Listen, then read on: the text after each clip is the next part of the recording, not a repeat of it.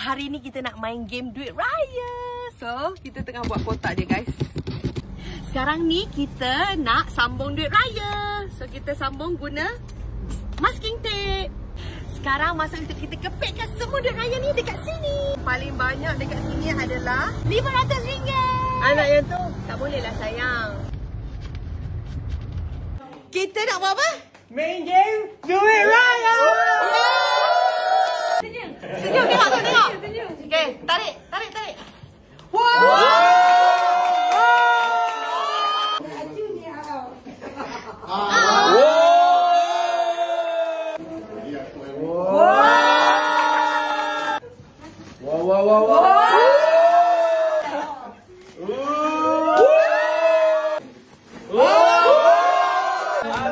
Orang beriman ya.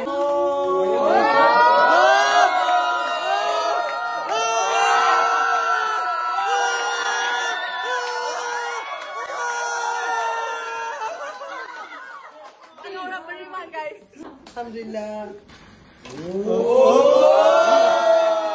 Our director. Bismillahirrahmanirrahim. Jap, jap.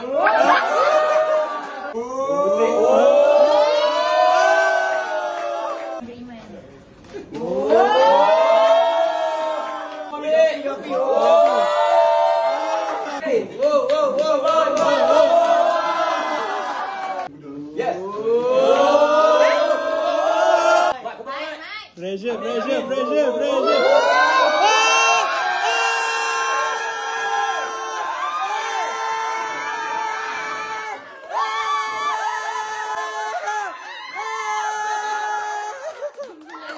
yang paling banyak, weh.